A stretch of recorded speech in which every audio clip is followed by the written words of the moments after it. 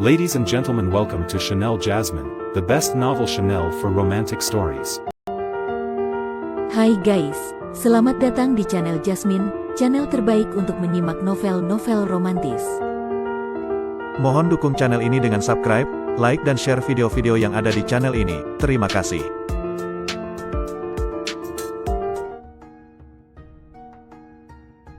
Perintah Kaisar Naga bab 5036, 5037, 5038. Para kultivator benua Changsuan berjuang mati-matian di tengah kabut beracun, dan senjata sihir pertahanan mereka meledak satu demi satu, dan teriakan pun terdengar satu demi satu. Pedang lembut Raja Celi terputus oleh pisau tulang, meninggalkan luka dalam di dadanya yang terlihat hingga ke tulang. Tombak Aisyah berkarat dan berlubang. Dia terhuyung dan jatuh ke tanah, hampir dihancurkan menjadi bubur oleh boneka tulang itu. Formasi teratai hijau milik Suan Nu juga runtuh sepenuhnya. Dia memuntahkan seteguk darah, dan saat dia tersapu oleh kabut hitam, dia melemparkan jimat giok ke arah Dev dengan sekuat tenaga. Saat Dev menangkap jimat giok itu, informasi yang tak terhitung jumlahnya membanjiri pikirannya. Ini adalah teknik pedang kuno yang diwariskan oleh guru dari Suan Nu. Seseorang perlu menggunakan esensi dan darahnya sendiri sebagai pemandu dan memadatkan seluruh kekuatan spiritual tubuh menjadi sinar pedang sepanjang 3 inci, sehingga dapat menembus semua rintangan jahat di dunia. Namun harga yang harus dibayar dengan menggunakan pedang ini ialah ia akan menguras vitalitas sang kultivator, dan sekalipun berhasil, ia akan menjadi lumpuh. Ayo bertarung. Dev menggigit lidahnya dan menyemprotkan darah ke pedang pembunuh naga. Tubuh pedang itu mengeluarkan suara nyaring bagaikan oman naga, dan pedang yang awalnya sepanjang 3 kaki itu mulai terus memanjang hingga berubah menjadi bilah cahaya sepanjang 1000 kaki. Kemanapun energi pedang itu lewat, retakan hitam tercipta di kehampaan. Tepat ketika formasi ilahi pengikis tulang iblis hendak rampung, Dev melompat ke atas, dan bilah cahaya dengan momentum penghancur dunia menebas ke arah pusat formasi. Dan kemudian, tawa Raja Pengikis Tulang berakhir dengan tiba-tiba. Dia buru-buru mengumpulkan energi iblisnya untuk melawan, tetapi saat dia bersentuhan dengan cahaya pedang, seluruh tubuhnya mulai hancur berkeping-keping. Kedua belas boneka tulang itu meledak menjadi bubuk tulang di seluruh langit pada saat yang sama, tetapi Raja Pengikis Tulang di pusat formasi itu, bagaimanapun juga, adalah iblis pada tahap setengah langkah Mahayana. Meskipun dia terluka parah, dia masih memiliki kekuatan untuk melawan. Lengannya yang tersisa tiba-tiba membengkak dan berubah menjadi cakar hitam raksasa, yang langsung menuju jantung Dev. Di saat kritis itu, pedang pembunuh naga milik Dev tiba-tiba mengeluarkan cahaya warna-warni. Dev meraung dengan agung, berani sekali kamu, iblis kecil, bersikap begitu lancang. Bayangan naga emas terbang keluar dari pedang dan bertabrakan dengan cakar raksasa hitam. Fluktuasi energi yang dahsyat meratakan area seluas ratusan mil ke tanah, dan sebuah lubang pembuangan besar muncul di tanah. Saat asap dan debu menghilang, Raja Pengikis Tulang telah menghilang, hanya meninggalkan tanda hitam yang diukir dengan runi aneh. Kita menang. Para kultivator yang selamat bersorak, tetapi sorak-sorai itu segera terganggu oleh krisis baru. Tentara sesungguhnya dari kota Pengikis Tulang akhirnya muncul. Para prajurit iblis yang berdesakan rapat itu bagaikan gelombang hitam, membanjiri seluruh langit. Yang lebih mengerikan lagi adalah para prajurit kerangka yang dibakar menjadi abu oleh unikon api benar-benar mengembun kembali dalam kabut hitam, dan jumlah mereka beberapa kali lebih banyak dari sebelumnya. Bagaimana bisa? Wajah Mo Qingyun pucat, dan dia hanya memiliki sedikit kekuatan spiritual yang tersisa. Dev hampir tak dapat berdiri, bersandar pada pedang pembunuh naga. Meridiannya terputus karena penggunaan teknik pedang kuno, dan sekarang bahkan berdiri pun menjadi masalah baginya. Api di tubuh unikon api kecil itu menjadi redup karena konsumsi yang berlebihan. Konsumsi terus-menerus membuat Dev dan anak buahnya tidak dapat menahannya lagi. Pada saat putus asa ini, langit tiba-tiba menjadi gelap, dan kegelapan yang lebih pekat dari kabut hitam menyelimuti seluruh medan perang, bahkan angin iblis yang menderu pun terhenti. Itu, Humazi membelalakkan matanya dan menunjuk ke langit. Terlihat bayangan gelap perlahan muncul di atas awan. Binatang kecil penelan langit. Dev sangat gembira. Dia tidak tahu kapan binatang penelan langit kecil ini, yang hanya tahu cara tidur sepanjang hari, keluar. Dengan tambahan binatang penelan langit ini, Dev merasa lega. Lagi pula, orang ini bisa melahap segalanya.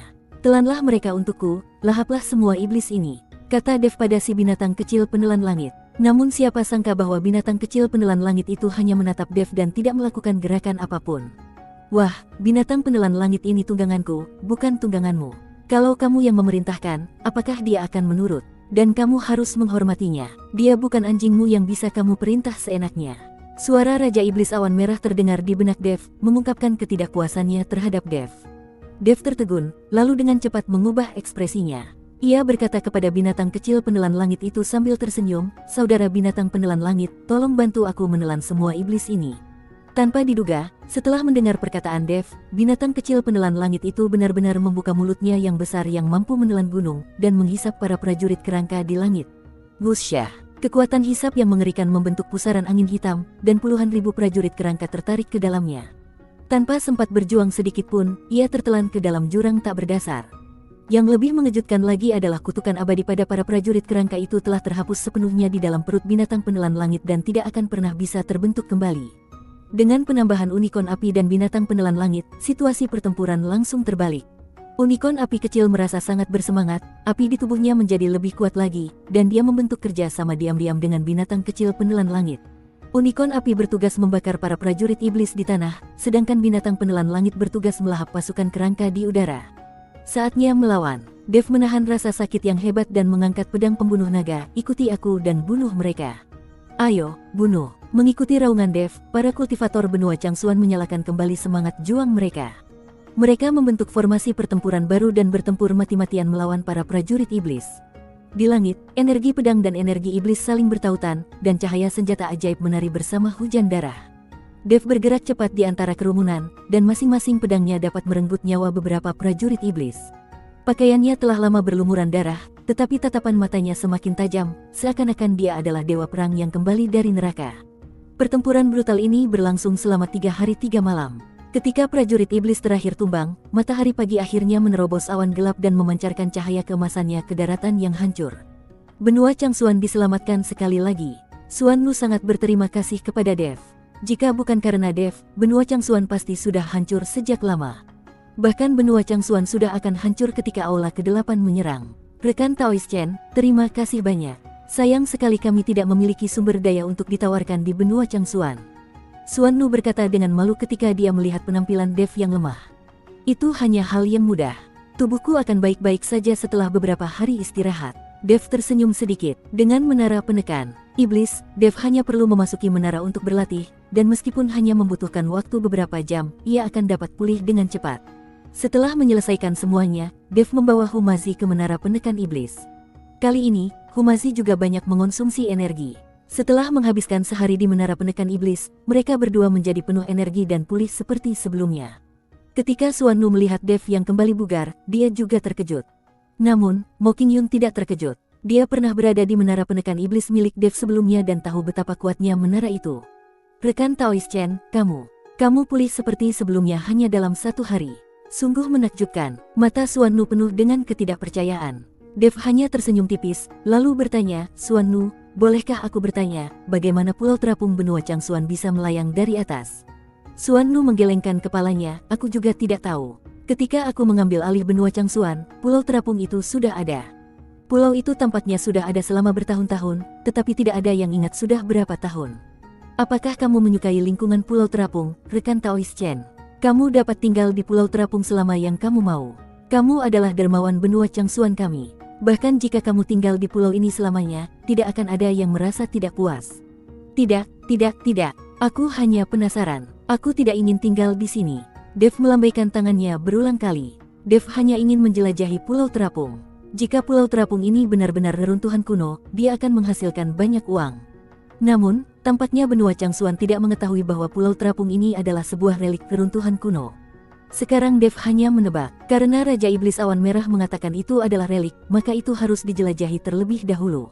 Pada saat ini, seorang kultivator berlari menghampiri dan berkata kepada Suan Lu, "Suan Lu, Huo Jingjing tidak mau makan. Dia ingin melakukan mogok makan. Dia seorang kultivator dan dia tidak akan mati karena mogok makan. Jangan ganggu dia," kata Suan Lu. Para kultivator tidak perlu makan, jadi mereka tidak akan mati karena tidak ingin makan. Namun Dev berkata, "Aku telah menyegel meridiannya. Sekarang dia hanyalah orang biasa. Jika dia tidak makan, dia akan segera mati kelaparan. Aku akan pergi melihat apa yang dia inginkan." Dev memutuskan untuk pergi dan melihat apa yang ingin dilakukan Huo Jingjing. "Dev, bagaimana kalau aku memberinya susu kedelai?" kata Humazi sambil tersenyum. Dev menatap pria itu dengan dingin lalu berbalik.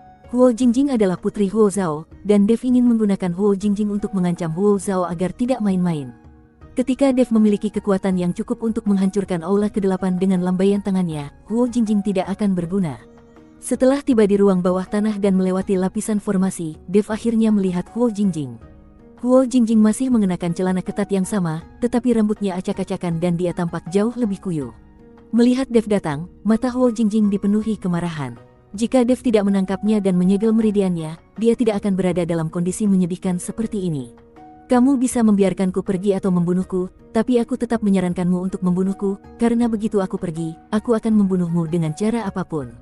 Huo Jingjing melotot ke arah Dev dan berkata, sekalipun aku melepaskanmu, kamu bukanlah tandinganku. Ayahmu telah kukalahkan, apa yang bisa kamu gunakan untuk membunuhku? Dev tersenyum tipis. Huo Jingjing tetap diam karena dia tahu apa yang dikatakan Dev adalah kebenaran. Karena aku tidak bisa membunuhmu, maka biarkan aku akan mati kelaparan. Sebagai anggota ras dewa, aku bisa saja mati, tetapi aku tidak akan menerima menjadi tawananmu.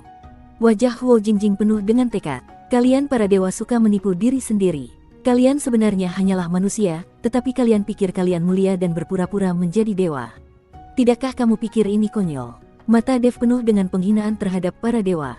Beraninya kamu menghujat ras dewa kami. Kamu pantas mati. Huo Jingjing sangat marah, bagaimana kamu bisa membandingkan ras manusia rendahan dengan ras dewa kami?